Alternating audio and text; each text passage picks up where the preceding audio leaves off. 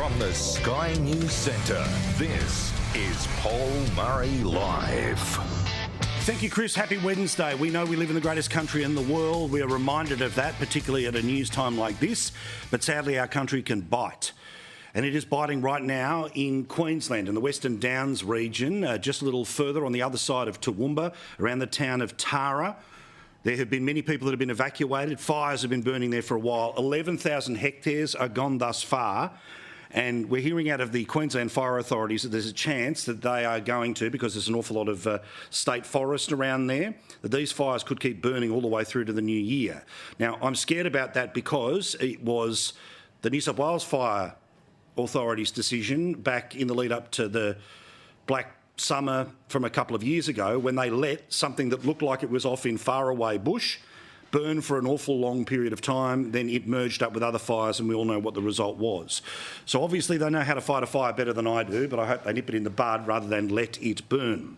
We learned today that a second person has died in these fires. We got this detail today about the person who has passed away. Sadly, we can confirm that we have identified one deceased person in Tara. It's an active crime scene at the moment. It is uncontrolled, and I'm not going to mince words here. It's a dangerous fire. For obvious reasons, even though you've been through fires before, even though you think you can tough things out, even though you think that sometimes people hype it up on the news. If you are in these areas, please listen to what you're hearing from emergency services. Please leave when you are told to leave. We believe that one of the people that has passed away was a woman who had a cardiac arrest during the process of trying to evacuate. So please do not leave it too long. Again, the state of this fire, worst case scenario, it's going to run for weeks. But here's the latest from Queensland. It's anticipated that the wind will change from the south, and that will have an influence on the direction of the fire overall. So we're still going to see some challenging times, even if we do have some respite in the weather. That will be short-lived, as you can appreciate, moving into next week.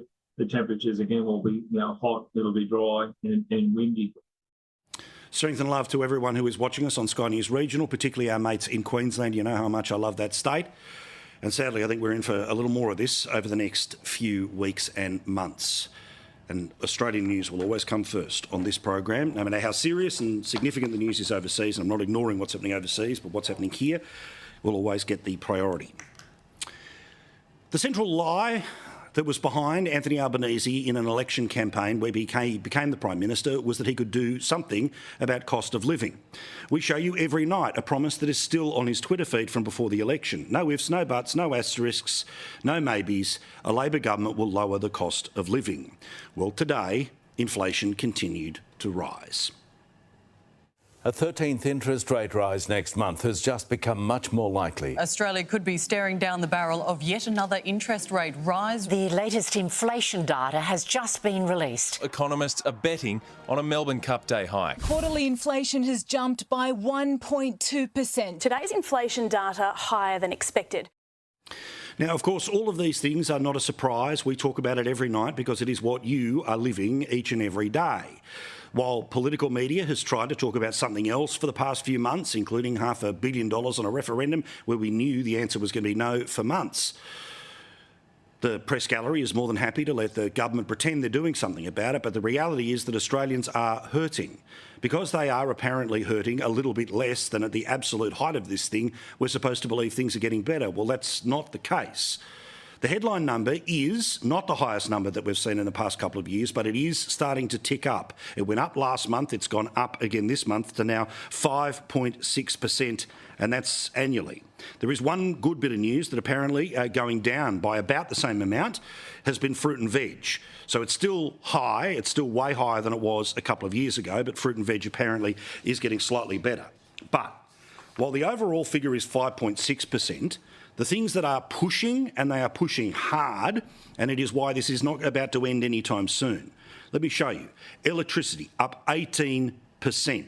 That's just in the past month compared to this time last year. Gas and household fuels, 12%. Transport, 9%. Bread and cereal products, insurance, and we know we've got plenty of stories about people who are getting renewals which are hundreds of dollars more than they were last year, which were hundreds of dollars more than the year before. Dairy, rents, housing, food, all of it way above the average. But again, when it comes to power bills, I want to show you exactly how bad things are. And while the government wants to pretend that, one day, $275, you're going to start to save yourself, let me show you this. Since October in 2021, your power bill is up 23.5%. 23.5%. Now, the federal government says, we've put lots of other special savings and rebates. Yeah, they would have saved you half of 1%. 23.5%. You can see the line when prices were falling all the way until the end of 2021. Then in 2022, it went up, but it stayed stable until, guess what happened? We had a government that decided to sign a piece of paper to change our electricity system and the billions of dollars that it would cost for that system. Not to mention, yes, the issues to do with Ukraine, but we have fundamentally made energy more expensive at a time when everything else is more expensive, and it won't change the climate. Because, of course, as I've told you, even if Australia did every single thing that Greta Thunberg wants us to do, China is the biggest problem in the world when it comes to climate. So while people live in the teal seats and they believe that this is the only thing they need to do, it's the people in regional areas that are seeing their areas change and the people in the suburbs in between who are being squeezed. Again, have a look at that graph. It was going backwards. Power prices were falling in 2021. They are now up 23.5% since those times of October 2021. And there's one number that I left off: the electricity, the gas, the transport, the bread, the dairy, the rents, the housing, the insurance, and that is petrol. Now, I have spoken every night about the need for the federal government to use part of its $20 billion surplus to bring the cost of petrol down. Yet as the cost of the refined petrol that gets to this country, we don't refine it here anymore, keeps going up, well, the tax take also keeps going up. So Jim Chalmers is sitting on billions of dollars of revenue that he is getting out of these high petrol prices, and he is not spending 1 cent of it to do what he could do with $3 billion of his extra $20 billion, and that is cut petrol prices. Now, petrol is up not 5.6%, not 10%, not 15%, but almost 20%. In this last month, fuel, compared to where it was 12 months ago, is up 19.7%. That affects every family, every business, and everything that gets transported around the country. Now, we told you that it went up last month. Well, it has gone up even further by literally the entire amount of overall inflation is 5.8. Well, that is the margin on top of what has already been there. This, again, from the Bureau of Statistics, tells us that in September 2021, Australians paid $1.23 for your average unleaded fuel. You now pay, on average, $2.08. Now, we remember the bleating, the carrying on, the politicisation, the demands for something to be done when the Prime Minister was the opposition leader, and the number was nowhere near where it is today. He's now sitting in a position where he has $20 billion, $3 billion of which would cut your petrol price tomorrow and for the next 6 months by $3 billion. That's how much it would cost for 25-cent reduction. But they are doing nothing. And of course, we can't ask the Prime Minister any questions about this because he's overseas and he doesn't discuss domestic matters while fiddling around and bumbling about with Joe Biden having dinner. What an exciting chat that must have been. Of course, the reality here is that inflation continues to be a major problem, and the Reserve Bank is going to have to act because the federal government will not cut spending, and the federal government is planning, as the intergenerational report has told us, budget deficits for the next 40 years. We have a structural problem where our federal government spends too much money. It lucks out at the moment because it gets to count the future fund, it gets to count things like the mineral resources that we have in the country, but you take those away, we go into deep, deep deficit, and that's because the government spends too much money. When the government continues to spend too much money, then it's the Reserve Bank with the only ability to try to do something about inflation, and of course that is interest rates. Now remember, they got rid of the last Reserve Bank governor because they were able to, and I don't know how they did it, successfully pretend that all of the problems in the Australian economy were Philip Lowe's fault, the former boss of the Reserve Bank. But of course, he was the fall guy for the decisions that had been made by this government. the failure to deal with petrol prices, the failure to actually deal with cost of living, the decisions that will and have increased your power bills by a huge margin in just a couple of years. These are the reality. This is the data. It can't be hidden from. It can't be spun. But they, of course, decided to get rid of Philip Lowe and get in their own Reserve Bank governor, who was, of course, part of the decision-making when Philip Lowe was in charge. Michelle Bullock is now in charge of the Reserve Bank, and she's made it very clear that she is probably going to have to do exactly what Philip Lowe did. So despite the fact that she was handpicked by Grim Jim to please don't raise interest rates, the Australian economy that they are not taking care of is wildly out of control, and that's why prediction after prediction after prediction is that if it's not an interest rate rise on Melbourne Cup Day, you'll probably get one in the following month. Now remember, the game that Grim Jim is trying to play with the Reserve Bank is that he is trying to change the way they make decisions about interest rates, not because it's good for the economy, but it's better for them politically. Currently, 11 months of the year, the Reserve Bank has a meeting and makes a decision about interest rates. He wants to reduce that to just 8 times a year and move it from the current decision makers to a whole brand new bunch of hand-picked people, including the unions. Now, I speak with serious tone because this is not a survey. This is the reality of the Australian economy right now. And Grim Jim cannot hide. You see, last month when inflation went up, he didn't say anything to the media because he was out in regional Queensland. In the previous month before that, which is now 2 months ago, well, he was speaking to the media when the inflation numbers came down ever so slightly. But all of that's now been eroded. So Grim Jim had to say something today. And can you believe this man who has the power to cut your petrol price tomorrow by 25 cents because he's sitting on $20 billion said this? Conflict in the Middle East is now another concerning part of the economic outlook. We're already seeing global oil prices come up in recent months, and the conflict in the Middle East risks making that worse. Now, I've got to calm myself here because there's every swear word running through my head right now. The figures that you have seen today are nothing to do with what has happened in Israel and Gaza. Remember, the Hamas attacks and Israel's response was on October the 7th. These numbers that you are seeing today have nothing to do with what's happening in Israel. Also, if you actually have a look at what Australia imports from Israel, yes, there's a few $100 million worth of trade, but there is not the billions and billions of dollars, or it is being the single source of anything major that we have in this country. Yes, when it comes to the global oil price, but the global oil price before the war, can we bring back that one, was already way higher than where it was.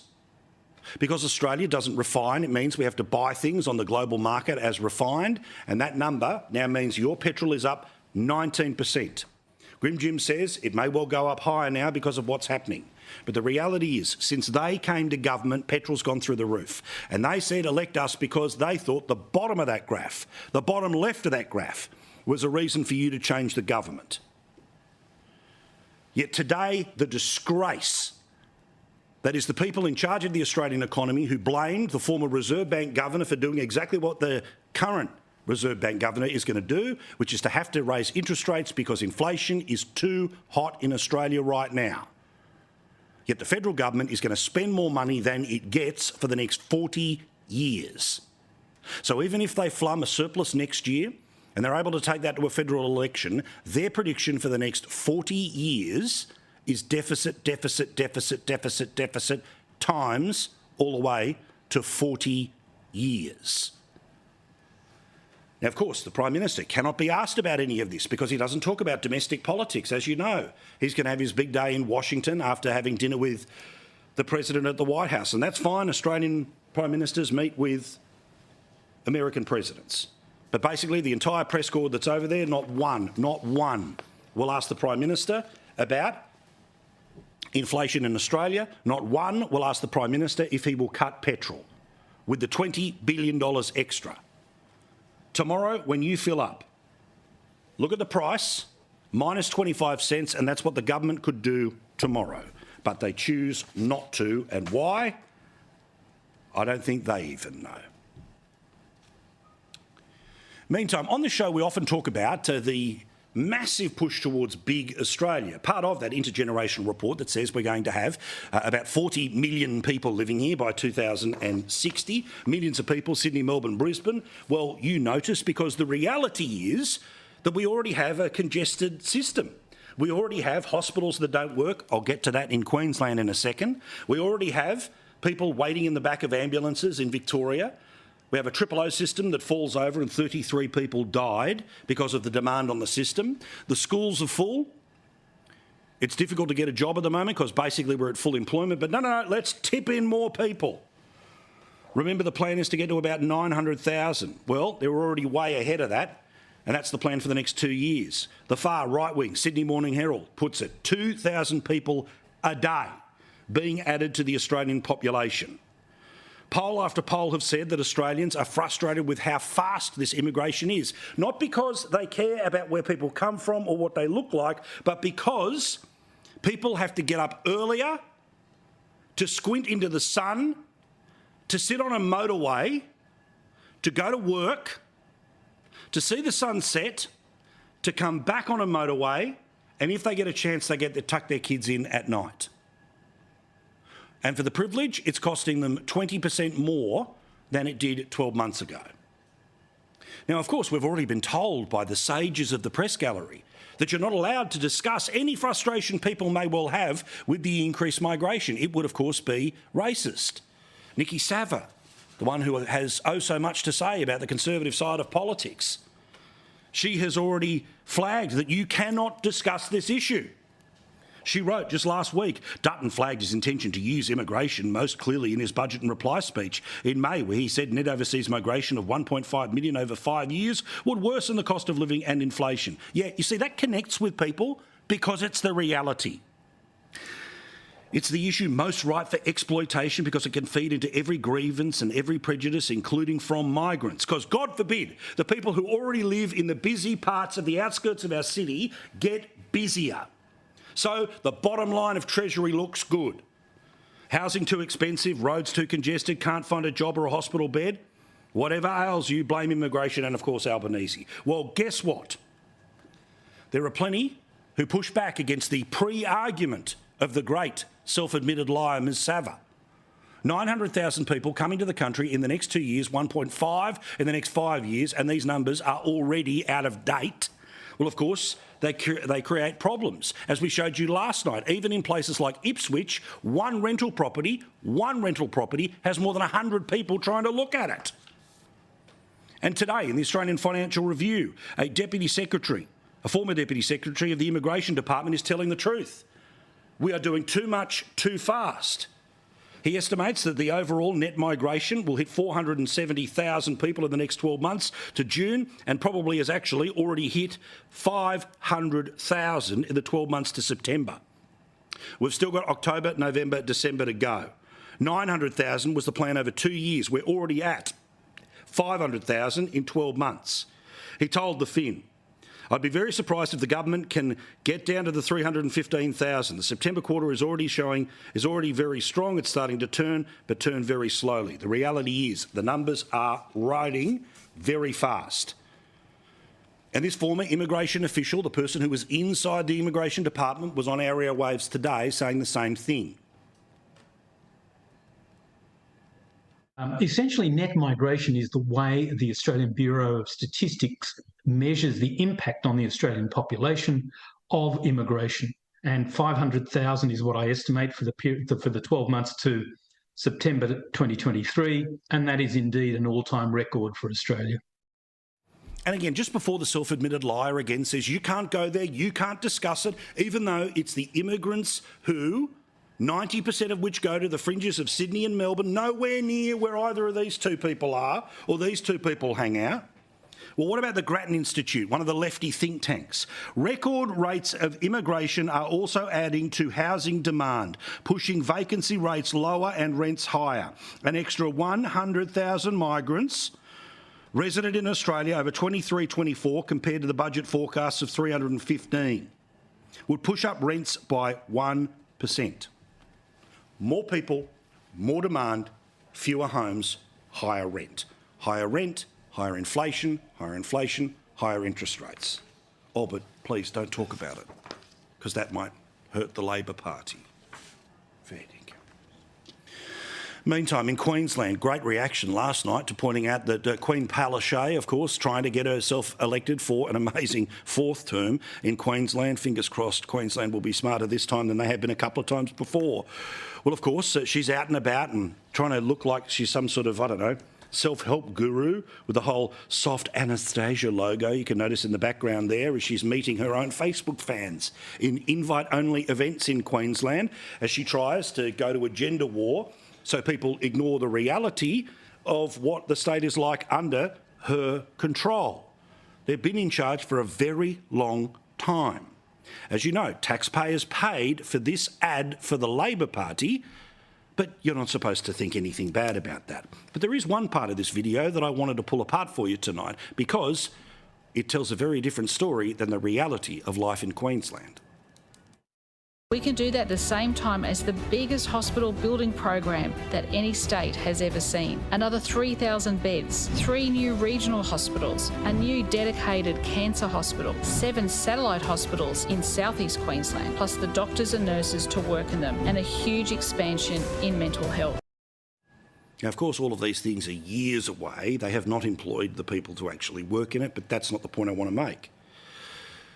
Ambulance ramping is the worst it's ever been in Queensland, meaning there are thousands of people who each and every year should be in a hospital but end up sitting in the back of an ambulance because there's no bed in the hospital. That means the ambulances aren't able to go and take care of people, which leads to stories like this on Channel 9. A Brisbane dad is lucky to be alive after almost bleeding out on his kitchen floor waiting for an ambulance. This story is unbelievable. This Brisbane dad just happy he can still play with his children. He's so strong and we're really proud of him. 2 weeks ago, he fell through a window, suffering a life-threatening injury, severing arteries and nerves. 000 said they were lights and sirens on their way, but couldn't give an ETA. His wife went to their neighbour, a former paramedic, for help, calling 000 several more times. An ambulance was dispatched 26 minutes later.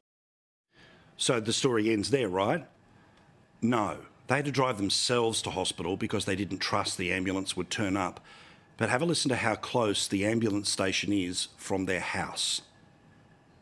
Despite there being an ambulance station just 4 minutes away from their house, help for the Shaw family never arrived, forced to make the decision to drive themselves to hospital. When that initial call, they did say that help was on the way.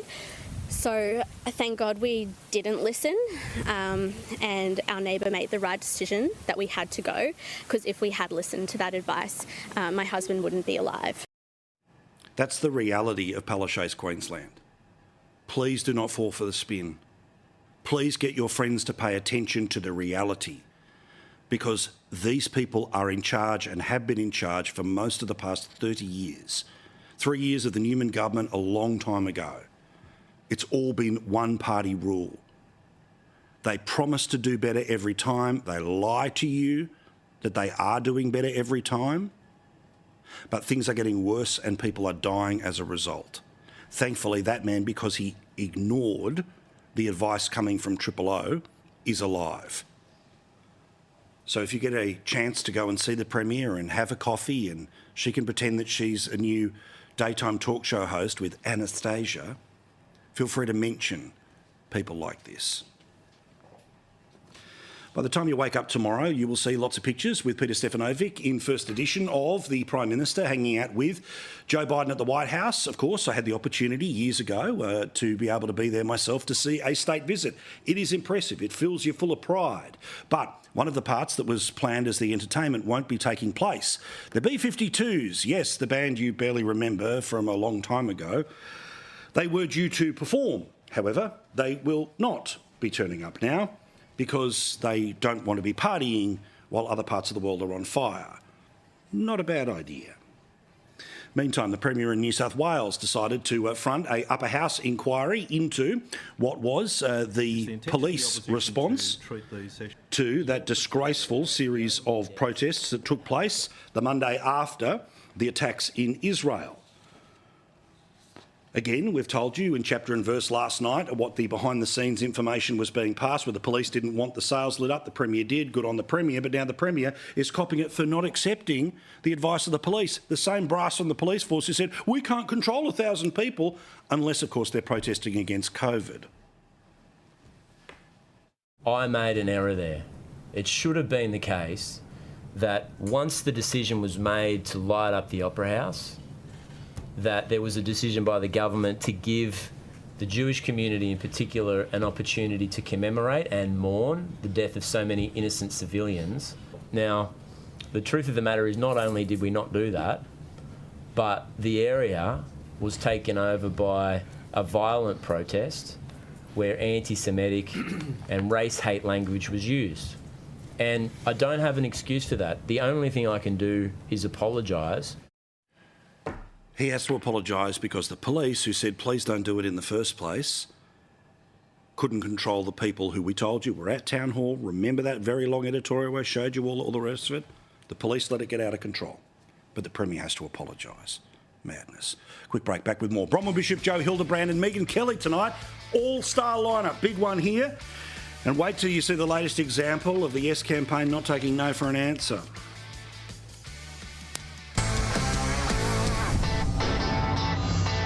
Thank you so much for watching. How good is a Wednesday night? Joe Hildebrand, who's on every show at Sky at the moment, but thankfully he's always here on a Wednesday night. The wonderful Bronwyn Bishop. God love you. Oh, you say that to all the hosts. Lovely to see you as well, Bronwyn. Everyone loves seeing you here on a Wednesday. So, we're actually not going to talk about The Voice for a second. I want to talk about cost of living, okay? Again, these are not surprise numbers. Everyone's living it. But the media sort of acts with a certain sense of surprise. What do you mean it's not going down? Because Grim Jim keeps telling us it's going down. Petrol's up 20%. 20% on where it was 12 months ago. Yes, some global factors. The government's got $20 billion extra and tomorrow could cut the fuel excise by 25 cents. But they won't. Why? Well, if they did, of course, it would lower the cost of petrol in the basket, which means the inflation figure would be less. Correct. Which meant we mightn't have to have an increase in our interest rate next week. It's almost like I've thought this one through. Absolutely. I mean, seriously.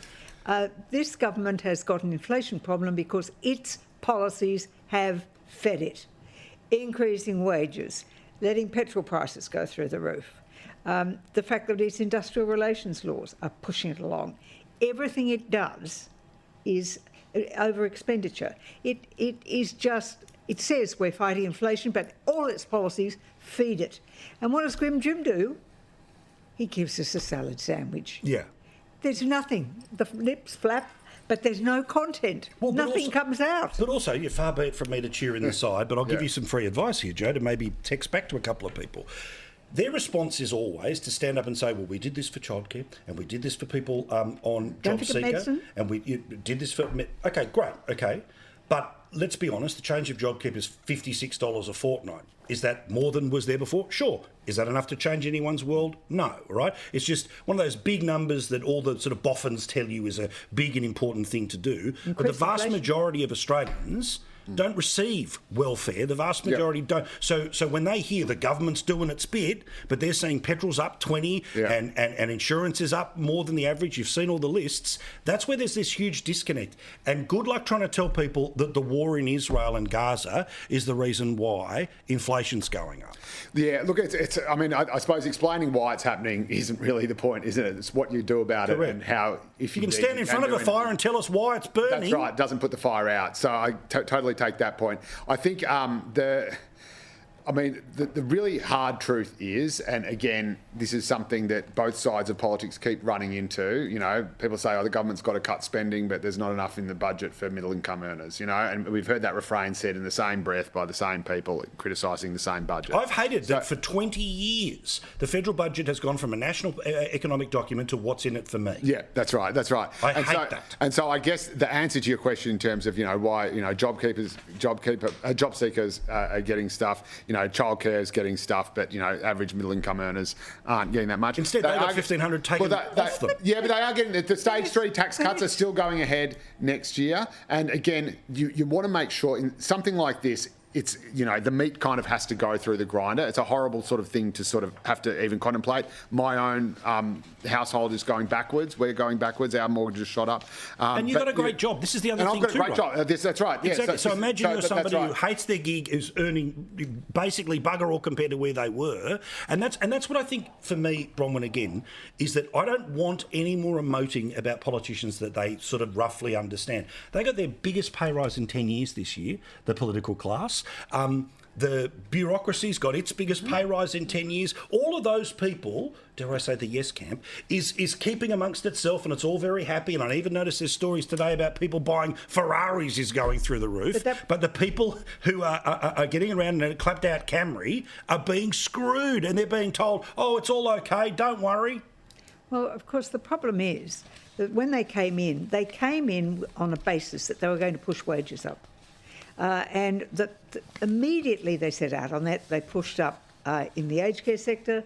They pushed it up immediately and then had to postpone it a bit because the inflationary effect was so bad. Well, and again, I don't fundamentally disagree with the wage rise for the minimum, but not the 20% paid for by the federal budget to aged care. Here's the problem. Those people who got those wages increases can now buy less with the money they get. Correct. In other words, it's counterproductive. Let's just be a little bit serious, though. Firstly, wages had been flatlining for 20 years, or going backwards in real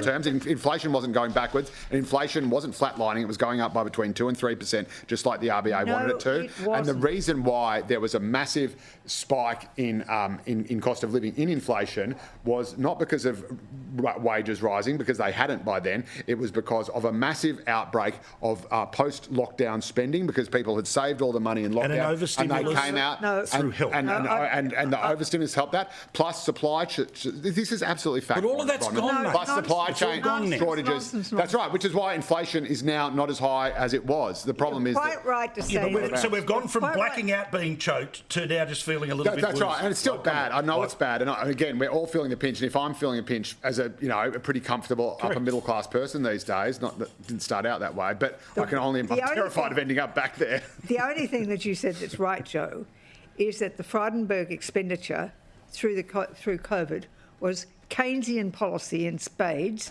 and it was far too great, and we were all going to And Grim Jim wanted more of it and wanted to buy an airline. That's right. Never forget he wanted to buy an airline. But you don't think that post-lockdown spending fed into inflation? Well, where did the money come from to spend? But okay. The money that people saved up for not doing anything while they were locked in their houses. They were paid more than they'd ever been paid before. Okay, so let's get out of the history, and we've got to focus on the tomorrow, because, again, yes, stage 3, that's next year, but good luck. What have you done for me lately? What have you done last month? What are you doing next month? But also here, I notice, and yes, it's obviously off the back of The Voice, opinion poll, Roy Morgan, they may well be shopping for a headline. They say the Libs are now in front of Labor on 2PP. A lot of people say probably a little bit too hot, but do you think they're back in the fight?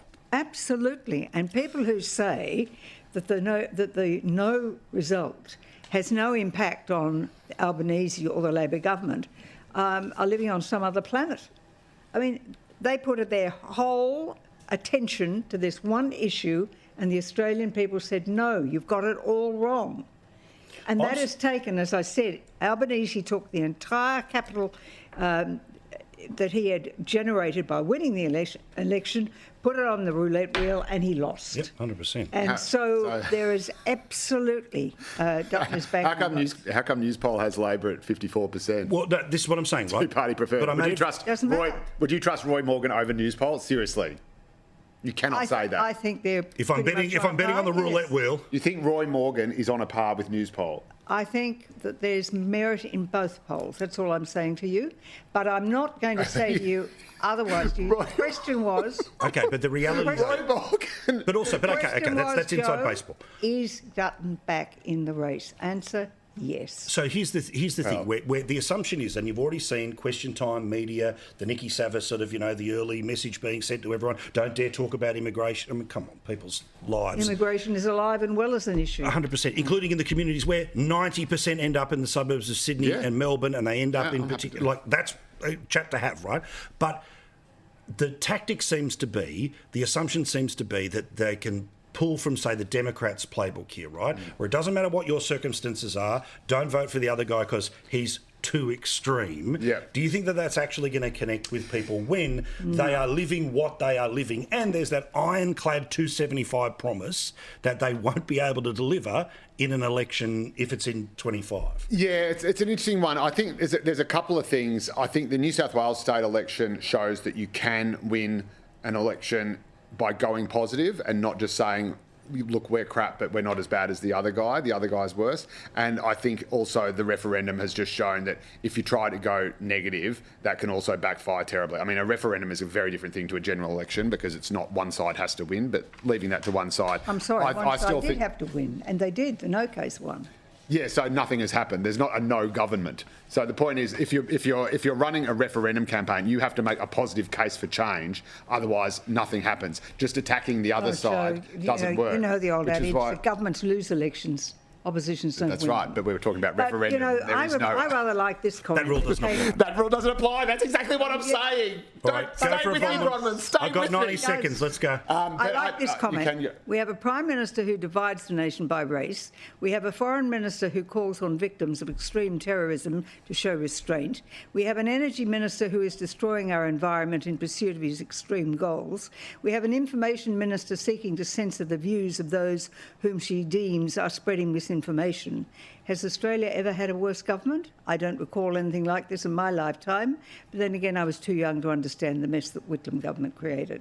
And who said that? Is that just an internet meme that you read out? That's just Who is it? Comment from Who is it? Who said that? From an ordinary person. Are we reading internet memes out on the show now?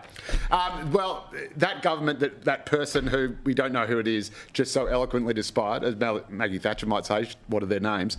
That government is on. Looks like a commenter on an Australian article. 54% according to News Poll, which also predicted most accurately the last federal government election. So I still think the most likelihood at the moment is not about losing government, but about losing a majority. I think that the greening of Brisbane and the knowing of WA would keep Albo up at night. WA and Victoria are certainly issues, but the thing is, that WA result was never ever going to be sustainable. Same sure, but he doesn't have 90. This is the thing. Everyone forgets he doesn't have 90 seats in the bank. No, but if you look at New South Wales, for example, where I really want to see the vote go up and stay up and stabilise, so we're consistently winning seats like Lindsay and Robertson and those sorts of things. Well, that's what Labor needs to do. Put aircraft noise over Lindsay. Good luck. 56% now. You 56%.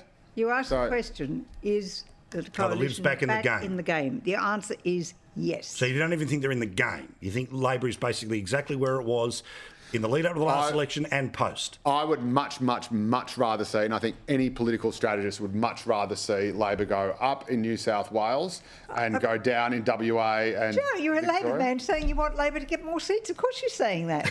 The question is, has there been a change of the no vote?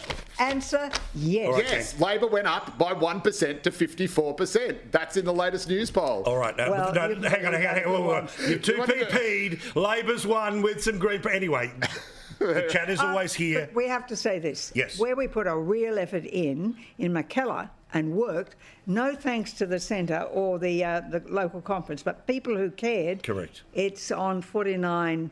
just 51, still counting, but that seat is now. And I think there's a lot more Dialyse in the work. And this is the woman who voted with the Greens to say that she supported a terrorist regime. I'm with you. Gang, I'm way over time. Megyn Kelly will be annoyed with me, but I'll try and make it up to her during the break. Thank you, guys. We'll talk again next week. The great Megyn Kelly joins us next from the United States. Don't go to bed.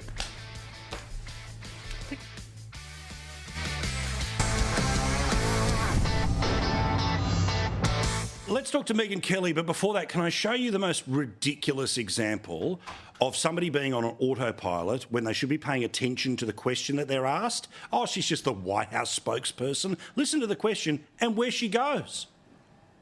What is his level of concern right now about the potential rise of anti-Semitism in light of everything that's going on in Israel? So a couple of things. We have not seen any credible threats. I know there's been always questions about credible threats, and so just want to make sure that that's out there. But look, Muslim and those perceived to be Muslim have endured a disproportionate number of hate-fueled attacks, and certainly President Biden understands that many of our Muslim, Arab Arab Americans and Palestinian American loved ones and neighbors are worried about the hate being directed at their communities. So, Megyn, what do you think? I don't believe it. I don't believe it for 1 second. She, like her left-wing caucus in the House, cannot get past one thing, and that is skin color, identity politics. And in this particular conflict, if you are one of those people who's obsessed with identity politics, you have to side with the Palestinians, with Hamas, because their skin may happen to be a little bit darker than that of the Israelis, who they just butchered to the tune of killing 1,400 innocents. I mean, this is the absurdity of their logic. So I don't believe her for 1 second. She hasn't earned the benefit of the doubt that she misheard at all. And by the way, if she misheard, why didn't she immediately tweet out a correction? Immediately. It took her overnight. She had to think about it. She had to see the storm swirling on Twitter. And then finally she realized, oh, I better put something out. I'm getting hit. Biden's getting hit. Because I took a simple question about condemning the attacks on Jews and the anti-Semitism that has been rising in our country, and I turned it into a thing about Islamophobia. It's just what President Biden did last week, and no one's claiming he misspoke when he did his big primetime address to address what was happening with Israel, and we're sending aircraft carriers, and this is getting very serious. He tried to equate the horrific, but let's face it, it was a one-off incident in which a 6-year-old child was murdered in Illinois by a lunatic 70-year-old landlord who was apparently motivated by his Islamophobia, and equate that with the murder of almost 1,500 Jews in Israel. Like, well, you know, on the one hand, but on the other, I mean, it's an absurd comparison. And Joe Biden knew that, but he had to throw a bone to his identity politics group and to his squad. And Karine Jean-Pierre was just repeating the party line and then got scared. So she tried to clean it up. Death all over the Middle East, wars breaking out, the threat of World War III. But, you know, we've got a solution in front of us here, Megyn. Listen to the actors. Now, Team America, when they were doing the whole thing about the supercilious actors, it was a joke, but these people thought it was a documentary. Oh, my God. Like, I realized Channing Tatum played a stripper in Magic Mike. Weirdly, that didn't make me wonder what his thoughts on the Middle East are. Correct. Who are these idiots who decide to sign this letter? And of course, it's all the usual suspects, right? Oh, like Wanda Sykes? Shut up and do your comedy. That's it. You're supposed to make us laugh, not want to punch you. Of course, there's Alyssa Milano, who never misses an opportunity. I don't even remember the stupid show she was on. She was like 11. Why is anyone still listening to this moron? These people actually get together and think, you know who people need to hear from on this very complex, long-standing, awful Middle East conflict and the horrific terror attack that just happened? Me. They didn't hear from me. I have things I want to say. I'll just tweet or I'll Insta or I'll Snapchat out my thoughts. Anyway, they're absurd and they do it all the time, but I'm actually grateful for it, Paul, because now we've got the record. Now it's great. If I were a Jewish American, I would never want to work with one of these actors. I would never want to watch a film with one of these actors. I already feel that way as a Catholic American. They're reprehensible. I'm absolutely disgusted in the wake of a terror attack like this. They couldn't find it within themselves to even come out and condemn the terror attack. What they did, their whole letter is actually about the Palestinians. And they're using numbers of Palestinian civilians allegedly killed or children allegedly killed that come straight from Hamas, which have never been reliable and have already proved unreliable in this conflict, to try to inflate people's opinion toward their side based on erroneous facts, things we know are not facts. So, I mean, the whole thing is right up their alley if you think about it, because it's a piece of drama. It's fiction. Now, I know that you have rolling coverage on your show, and often you'll be in the middle of talking about, who's going to be the speaker, and you stop because there's rolling coverage of Taylor Swift and her football-playing boyfriend. Wow, what an obsession this damn thing is. I can't. I'm sorry. I'm over it. I don't care. I'm so done. You know, it's not their fault entirely. It's really the fault of the NFL and our disgusting, perverted media that has decided to make them into the next, like Diana and Charles? Like, I'm trying to think of another couple that's gotten this level of media scrutiny. I've been watching the Beckham documentary, which I highly recommend, by the way. Yeah, like, those two are all over every magazine. Are they trying to do that to them? Like some sort of royalty? because she sings some songs and he throws the pigskin pretty well. Like, or I guess he receives it. He's a tight end. Whatever he does, Paul. It's absurd. They are covering them like they are two world leaders on whose every move we must hang. What did he say? What did she do? She cheered in the box. And they said there was one game recently where they cut to her 17 times. Wow. And even Travis Kelce was saying, that's absurd. I don't even think we had like that many plays on the field. He has said, this is over the top. Our obsession here in America with celebrity is so unattractive. It's so unbecoming of us. And I'll tell you what these two now need to worry about. I mean, she should seriously consider watching these games on TV because you can get burnout. You can get too much. Taylor just went on a world tour. She's got this hugely successful movie in the theaters right now, which is basically just her concert on tape for those who didn't get to see it. She's all over the magazines. She is now dominating the NFL. The NFL Twitter header, or X now header, had 3 pictures of Taylor Swift until finally they took it down. So people must have been complaining, I don't want to see her. You know, where's Patrick Mahomes? Where's the football players? It's too much. Taylor Swift, well, she's a great musician. She's not Margaret Thatcher. Who are we kidding, right? Like, these people were building up Travis Kelce, Mr. Get Your Pfizer vaccine for the 17th time. This is the one we want to hold up for little kids. I don't think so. So I'm done. I hope things work out with them, but it's not going to. I hope they're super happy, but they're not going to be. But I'm done watching her. You've taken on some big targets. You've now taken on the Swifties. Now, are you ready? Are you ready? Because when they come, it's hard. Let me tell you something, though. I will say this. I don't have a problem with Taylor Swift in the way I have a problem with, Kim Kardashian, but she seems like a healthy person to me. Like, she seems relatively healthy. She doesn't do so well in the men department, but she seems like a nice girl. I don't abhor her the way I do somebody like a Meghan Markle or a Kim Kardashian. I just think it's overkill. This is too much for someone who happens to write nice and sing nice songs. It's too much. And I'm nowhere near this interested in her love life. And I think I speak for a lot of NFL fans when I say neither are they. So I think Taylor Swift would do very well to take a lesson from some of these other celebrities who kind of go underground, who let us understand that less is more. Why are we so fascinated with Tom Cruise? He really never speaks out. Why are we so fascinated with Angelina Jolie or Julia Roberts? They only come out every once in a while, give an interview, let themselves be seen, and then they retreat out of the spotlight. It always leaves the audience wanting more. She's leaving me wanting less, which means she's doing it wrong. Correct. Love you, Megyn. We'll see you again next week where we can never get enough of you. That's because I'm doing it right. Bye.